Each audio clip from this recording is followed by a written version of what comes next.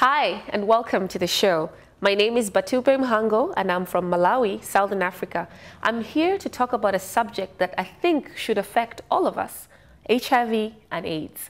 According to UNAIDS, there's at least 33.4 million people today living with HIV or AIDS. There's been a lot of discovery, a lot of medical advances that have been made in the last 3 decades that we have lived knowing that there is an HIV epidemic out there. There are new treatments on the market, people are living longer lives. However, a challenge remains. That challenge is of HIV-related stigma. The fact that people with HIV are beaten, kicked out, called names, told to shut up about their illness, it's just not right. Because in a sense, HIV is just another chronic condition. But why is it that society doesn't accept it as any other disease, like cancer or diabetes or asthma? Add to that, there are very few people we know that are openly living with HIV because of the social consequences that are dire. Well, it's not easy, but there is still hope when it comes to HIV. In the show today, I introduce you to a friend of mine, a young, positive activist. His name is Jessie Brooks, and he's based in East Oakland. Welcome and join me in the conversation. So, welcome to the show once again, and we are joined by an Oakland-based HIV activist and journalist, and he's a pharmacy community outreach coordinator in East Oakland. Welcome, Jessie. Thank you, Bhutape. I'm so glad to have a friend like you, and you're a real brother, you know. I remember how you sorted out a couple months ago a couple of people's drug situation or medicine situation, and I think you're a real fighter. Thank you so much. I Yeah. feel honored to be your friend. That's good. I'm glad you're the here. dynamic woman you are. Thank you. So tell us a little bit about yourself. Was my introduction adequate? What else do you do other than being an activist, being a journalist, and the pharmacy work that you do? Wow, I mean, I do a lot. Mm-hmm. And yes, it was adequate, but it's so much more to Jessie Brooks. Mm-hmm. Whereas it started off I'm on a journey, mm-hmm. I must say, but it started off as a personal journey. Right. Self-acceptance.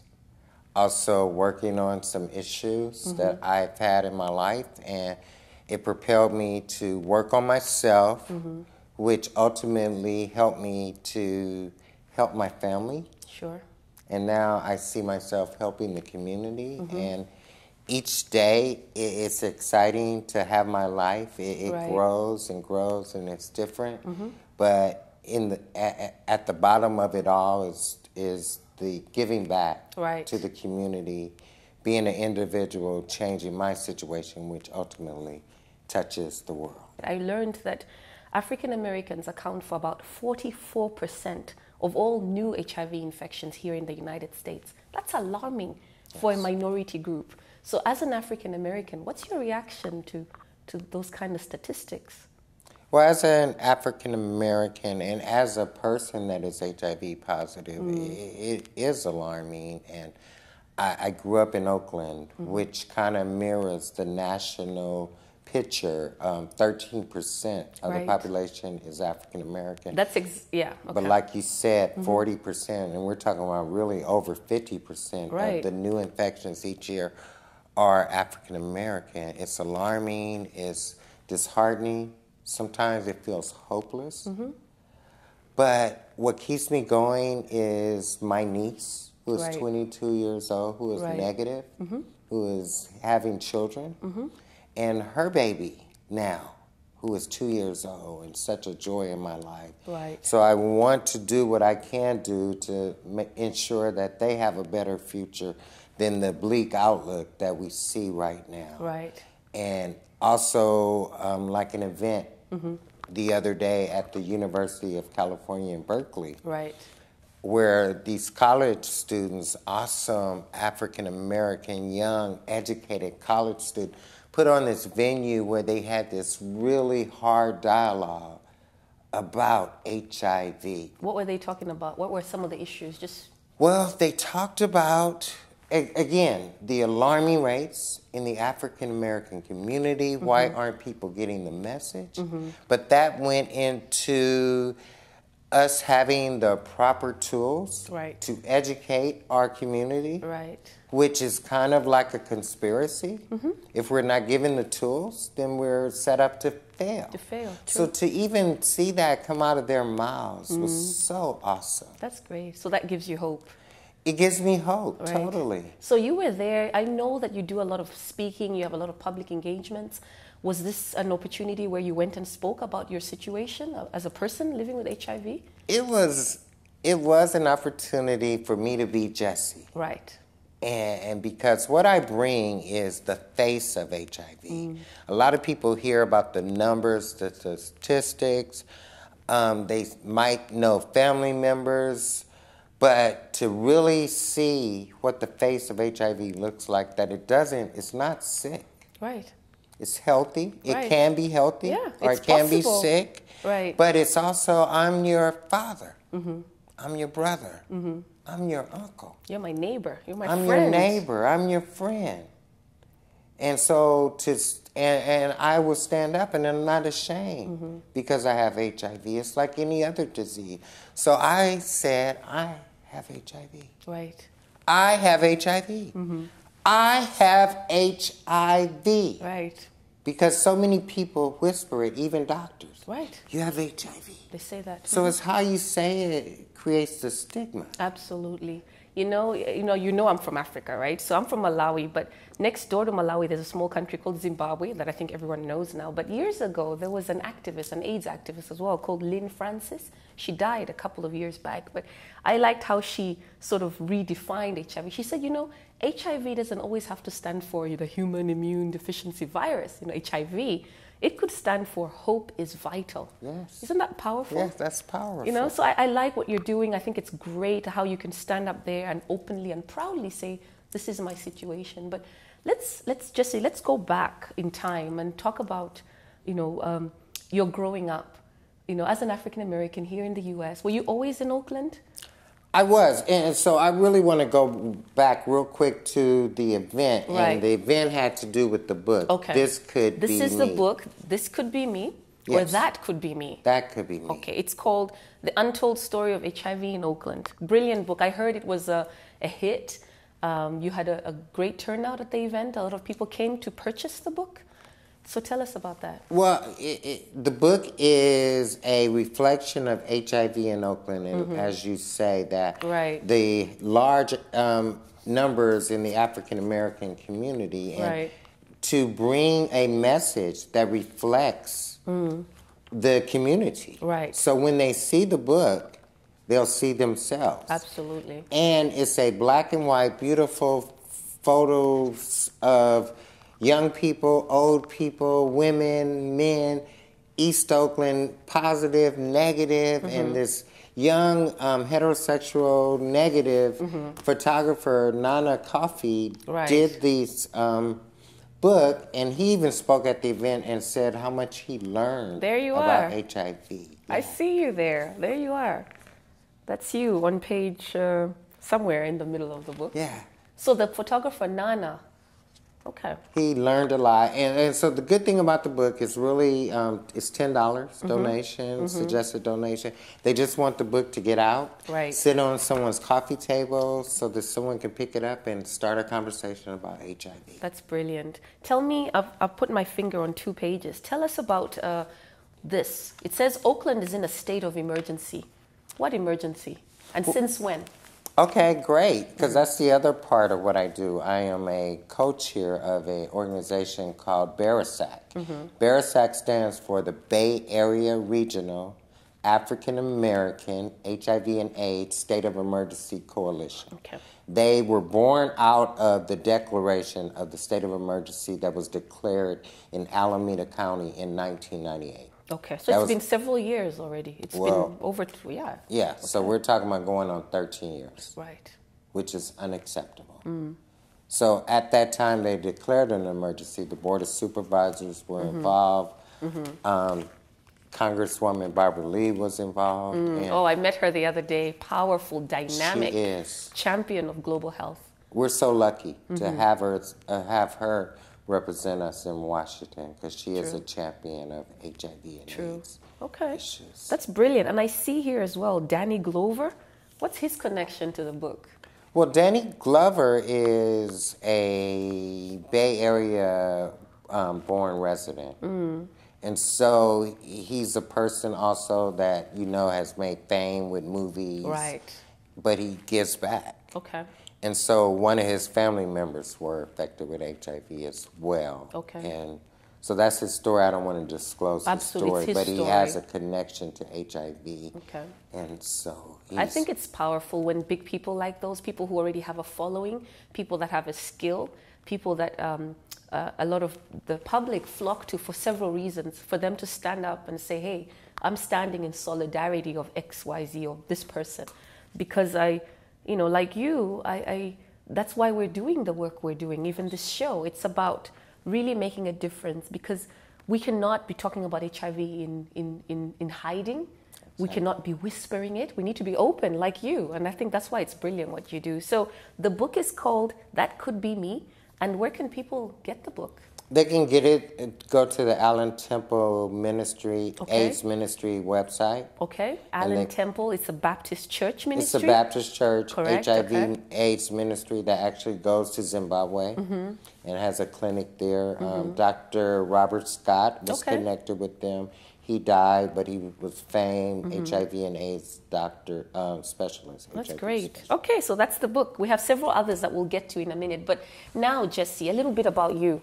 When and how did you find out about your HIV status?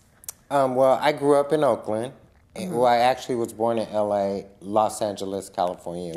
So you're not from Oakland? Well, I am. Because we moved up here when I was 8. Okay. So Oakland is all I know. It's home. It's home.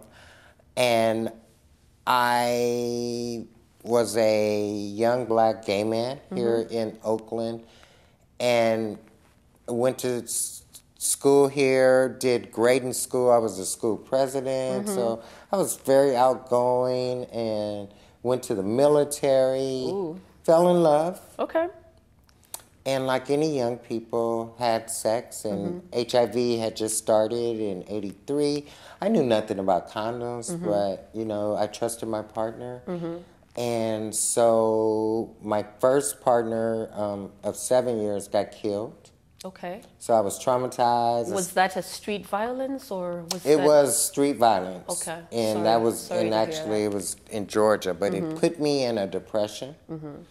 Which sent me into drinking a lot, addiction, which sent me into bad behavior around sex, bad decisions. I didn't know anything about condoms as the HIV epidemic came out. Right. My father never had the conversation about condoms, even for pregnancy with me. So when they were like, you should use condoms, and again, it came out as an HIV AIDS as a white gay man's disease. So I wasn't a white gay man, and I didn't really have sex with white gay men, so I didn't feel at risk. Okay. So as time went on, as they found out more information about it, I became concerned. Right. But still, I didn't have any kind of support. Right. And so I found myself in '93, after 2 years, my second partner that I met, fell in love, died of AIDS. Okay. And I found myself positive in 1993. So did you know at the time of your ex-partner's death, or how did you actually come to going for that test? Because I think a lot of the issues around HIV is people do not even go for voluntary testing. What gave you the courage? Well, I kind of felt that because he died of AIDS, because we had unprotected sex, that I probably was HIV positive. But like you said, I had so much fear. I would go get tested, but I wouldn't go get my results for a long, long time. And so it was until I got into a drug treatment program to try to address the substance abuse that had started in my life from all the grief and loss that I was mandated to go get tested. And that's how I found out. So almost like a force, you must go for the test or else. Exactly. And so you go for this test, and take us back to that time. Where was this? Was it at a HIV center? Was it an exclusive HIV center? Or where was this and how? Well, this was in 1993, and we're talking about in San Francisco, who has led the HIV research and advocating for HIV people living with AIDS. So I went to a clinic, and just a health clinic, and I remember going, and I was in a gay men's treatment program. So everybody in the program were gay men. So I was trying to accept my sexuality. And as I left, I remember some people were already HIV positive, and they said, you know, they surrounded me and told me good luck. So I went with someone, but when I was in the room and the lady said I was positive, I just remember the world stopping. Everything got quiet because it was just surreal to actually hear that pronouncement. And in those times, that pronouncement meant death. Yeah. Did you cry? I cried. I was just numb, and I just knew I was going to die. But there was a small part of me that knew I would live. So, but it was so overpowered with the fear. I can imagine. And the examples around me of everyone dying. Yeah, and in those days, like you're saying, it's maybe the doctors then said something like, you have HIV, like prepare to die. Or this is what you need to do next. But it was all about how you should live as if you're going to die very soon, and not so much like go and live your life. And these are, was treatment there at the time? Well, my brother had died of AIDS 3 years before, and they did have the first treatment, which was AZT. And as soon as he took AZT, to me it appeared like he died a month later. The other people that I saw in my circle, I'm talking about in Oakland, where we would party together, the dance floor people started dying off, and so the club started being like a ghost town, and they would take AZT and die.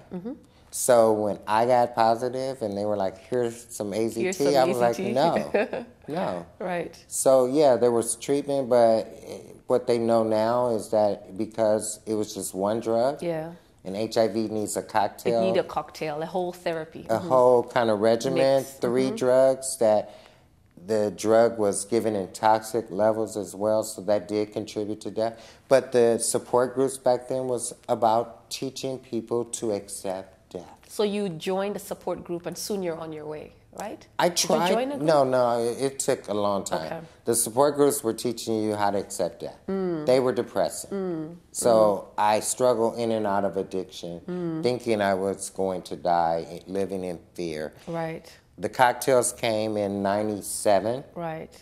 And I still was scared to take drugs. It was a complicated regimen, 26 pills, take it in the morning, not eat, compared to today. Today is good. Today is good. So I kind of waited till I saw results in other people. And I kind of waited. Also, I prayed with my God to let me know when it's the right time. Doctors would argue with me, you need to be on meds. I was like, it's my life. You know, I appreciate the information, but I need to make the decision. So I made the decision out of, I was getting really sick. The things that they said would happen started happening, but it was at a right time where the drugs don't have a lot of side effects. I like how you put that it was my decision. I like this aspect of choice in your life, that you took certain decisions that took you to a place, and thereafter you took certain decisions to get yourself out of that place. Anyway, I celebrate you, and now, thank you. How many years now? Like what, 10 years, 15? How long ago is that now? It's going on 18 years. 18 years, oh my God. Years. I know my mathematics there, you know. That's okay. I can't even count, but I think that it's brilliant. I mean, I know some people who've been living with HIV 20, 21, 22 years, but I think that everyone has a different story, and everyone has a different experiences. Some have had very closed up encounters that they can't speak about with anyone else. So let me ask you now, if you can briefly give an instance of when you ever met HIV-related stigma face to face. Did you? Or was your life, has it just been smooth all this time? I wish. And then again, I don't wish. Right. Because the challenges that I've went through have made me who I am today. Right. And I'm grateful, and I like the person I am today. Right. Stigma, what I found, was more internal stigma. So self-stigma. Well, it was internal stigma, Okay. hearing the voices of stigma externally and internalizing those. Is it the media, all that you saw? It was everything. It was what my parents thought of being gay. It was what the church thought of me being gay. So that was stigma Right. internalized that I had of what does being a black gay man look like. And so I had a negative vision in my mind, and to be that and to try to accept that was really this battle because Right. I didn't want to be a negative gay man. And now positive. Can I, excuse my ignorance, but is there such a thing as multiple layers of stigma? I mean, when does the black stigma end and then the one of you being gay and then you being a Well, positive that's what man? I'm saying. So How then did HIV you- came. Right. And so it was internally, what does a person with HIV look like? So I had the external stigma where people think that a person with HIV is bad, is Promiscuous, yeah. I mean, I was a gay man, but I fell in love with another person. That was the only thing that I can say that was a factor for me being HIV positive. I did what other young people have did over time. I Right. found a partner, Right. one partner, Right. and I fell in love with him, and I trusted him. And he did the same. But again, we were ignorant about the way HIV is consequences. transferred and the consequences. Right. So, you know, even the messages today to our young people are wrong. To say not to have sex, to say because their hormones are raging, and it's the natural thing for them to have sex. So you're saying more, the messages should now be more around understanding sex and sexuality and appreciating how to channel those urges, but that's another discussion anyway. That's another Interesting. discussion. I want to go back to your experience of stigma. So you had the internal self, kind of internal stigma, but did you ever have a situation where maybe you had people say stuff to your face or, you know, things like those? That's funny because I guess the people that said things to my face is my brothers and sisters. When we would argue, I mean, because we love each other so much, we're a very passionate family, but when we argue, all the things that they thought could hurt me would come out. So HIV was one of those. Being gay was one of those. And so they would call me really evil, cruel names as far as faggot, you're going to die, you HIV faggot. So, Right. yeah. Oh, So I that's was tough. stigmatized within my own family. And so I never really exposed or disclosed my status because of that. But now I thank my family. Because if I can stand up to my family and my mother, it helped me stand up to the world. That's very, very important. I like that because I think through readings, you find that a lot of people who are openly HIV positive say that it's how the family first treated them that has built them up to be who they are. If your family tells you, no, shut up, this is not an issue, we're not going to talk about it outside the walls of this home, then you're silenced for life. And there are millions, I mean, like we were saying earlier, there are 33.4 million people today living with HIV. And, you know, if all these people will just keep quiet, we wouldn't know half the things we know about HIV. And a lot of scientific discoveries going on. Like you said earlier, now we have different combinations of treatment. And people are having all sorts of different personalized packages just for them because of their own conditions. So did you have any other prevailing condition, you know, like another chronic illness? Because I know if someone is HIV positive and maybe they have like hepatitis or they have a heart condition, it's even more difficult. Well, I just found out 2 years ago that I was diabetic. Okay. And that's been even more challenging than HIV because Right. you have to stay within a certain numbers and to just Your do diet. diet, injections, Right. if you need medications, pill. So that's been challenging, but you know, my thing is, and again, African American community is not just dealing with high numbers in HIV. We're dealing with other chronic issues as diabetes, heart disease. So it's about health, period, for me. Right. And I'm grateful that I'm living in this time, that they have medications that makes HIV chronic. Right. I'm grateful that they have the technology with diabetes that makes it manageable. Right. So I can do it. Yeah, and you're looking good. Look at you. What do you do? Like, do you exercise? Do you run? Do you go by the lake, you know, Lake Merritt? I live by there. It's brilliant. You know what? And I'm going to say this, and people go, how dare him? Right. It's in my genes. Okay. My father, I have his same physique, same build. So I do try to eat healthy, salads. I do try to exercise when I think about it. But no, I can't say that I'm in the gym every day. But I do try to eat right, live healthy. I walk so much from just what I do, so that's kind of my exercise. That's good, and I hope that that's encouragement for a lot of people out there. I ask that because I know people who've been living with HIV and they dare not start treatment. They say, no, if I start the medication, I'll get fat and I'll look like this. Especially women. Women worry about how their body's going to look and if their bust is going to get enlarged and. But I think there's hope. There is hope through people like you, and I think it's very important that you continue the work that you do, going around speaking, encouraging people. So as you have done your work, I suppose you've met other people living with HIV. Have you met a lot of, like raw encounters with stigma, like their stories? What would be the one most glaring that you remember? Well, I must say, because of that, I feel so blessed. That as I talked about my family and the things, they said it out of anger, but I really do have a loving, supporting, love me no matter what kind of family. Whereas I've heard horror stories of people telling their family that they're gay, that they're HIV positive, and they're thrown out or beat up. I've heard stories of someone being cigarette burnt to try to burn the gay out of them. Children still in this day and age being not accepted in a public school because of the staff not understanding HIV.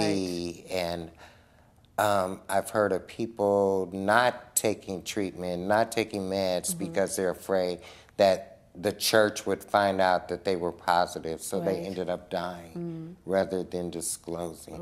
So yes, some very horror stories.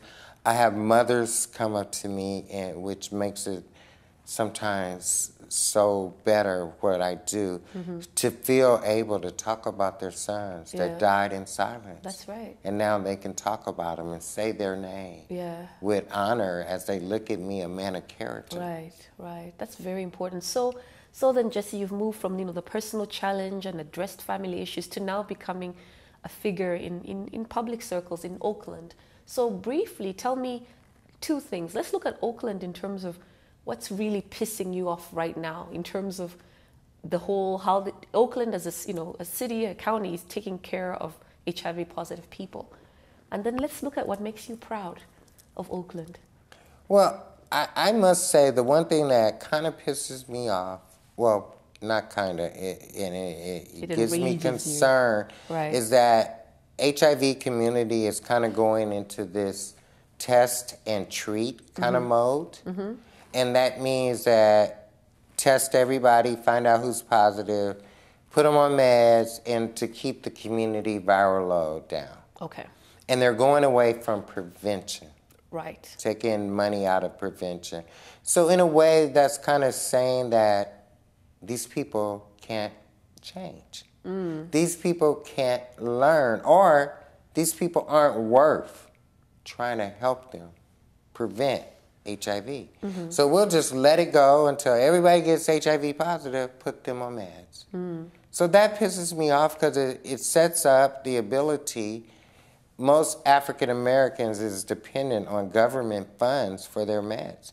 So it sets up the dependability of government funds for life-sustaining meds that can be taken away. Okay. So that scares me. So it's pissing you off. It pisses me off, but it scares me. That if that happened, we're talking about genocide. A whole That's group. a serious allegation, but I think it's another subject for another discussion. So you asked one me of what's these days, we pissing will me have you off, back, and that's pissing hopefully, me yeah, off. hopefully we can have you and a few other maybe public officials from Oakland, and we talk about that. But I think it's thank you for being open. So what's making you proud right now? What's making me proud is the event like UC Berkeley.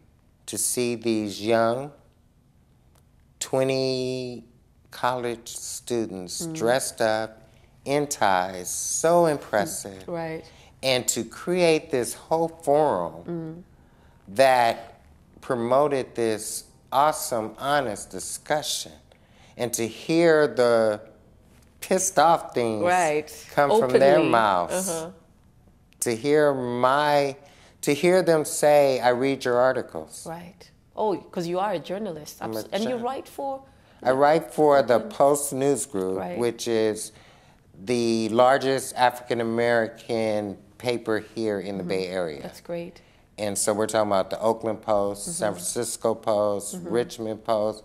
But more than that, I get to write about HIV every week for the last 2 years. That's brilliant. Because the other part of HIV that pisses me off, that at a certain point, the media went away. And they stopped reporting about HIV like they did in the early years. Yeah, because there's such a thing, I understand, called HIV fatigue. People get tired of these stories of it's another person and they have drugs and they died and their treatment isn't working. So, you know, we need stories like this, the hope of he's, you know, a man who's been living with HIV 18 years. Stories like you.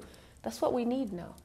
That's the other pisser off. I really believe. No. Because he's talking about fatigue, but I also think it was kind of coincidence that it happened at about the time that African Americans started having the most HIV transmissions. Okay, so that's tough.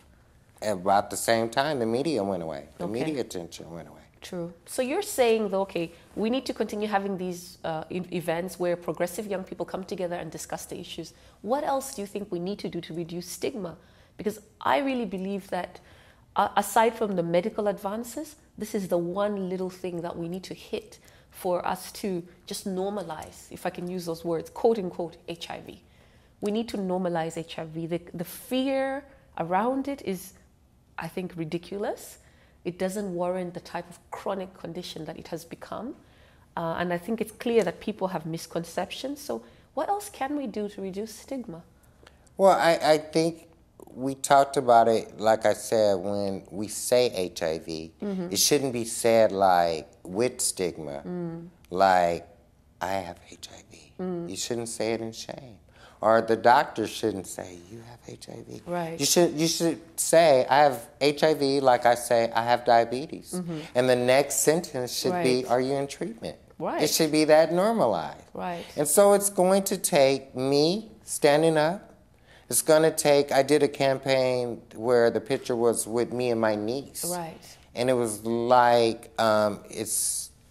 it talked about how a positive person and a negative person works together to stop HIV. So as I'm positive, taking care of myself, I'm also helping her to prevent becoming HIV. By being open about it, true. And being open about it. So it takes public figures, I think what you said, speaking up and saying, my brother died of AIDS, and saying their name. I just wrote an article on a woman, Joyce Gordon, who is she has an art gallery. Right. And I gave her the platform to talk about her brother. Right. And that's why she opens up her doors to HIV, to honor him. And as she says it, it gives other people the permission, as women come to me after events, old women, and say, my son died of AIDS. Right. And that gives them, maybe they have nowhere else where they can just break free and talk about it and let it out. Well, the stigma, it not only touches that person, it touches the whole family. It's true. So we're talking about parents that are ashamed. Yeah, they can't talk about Brothers and sisters that are ashamed. So the more HIV positive people that stand up and not be ashamed, Because you're only, the internal stigma is what kills us. That's true. And if you get power inside, then the outside world can't hurt you. So, Jessie, thanks for coming on the show. You're welcome. So, are there any last words you have for anybody out there in terms of your key lesson, you know, from the last 18 years? Well, the key lesson in life is that never give up, you know, because at times I thought I would be dead, but I had something in me that said keep going. My mother used to say, you could have been, you should have been, but I kept going. And so now I see all the challenges in my life were part of my journey. So we can't pick the road that we choose, but we can choose how we respond. Okay. And so just keep going, no matter what. And you never know what is at the end of the road, and you never know when the road will turn. That if you gave up that one night, Right. maybe the next day was the day. So don't give up. Don't give up. And especially young people that feel, you know, like it's hopeless. It's Right. never hopeless. Okay, that's brilliant. Thank you for coming. So again, if you're out there and want to get a copy of the book, it's called That Could Be Me. You can purchase it online at the Allen Temple Baptist Church website. It's going for only $10. And it's been great having you with us for the last few minutes. Our guest today has been Jessie Brooks. I'm your hostess, Bhutape Mhango. And until next time, stay positive. Bye-bye.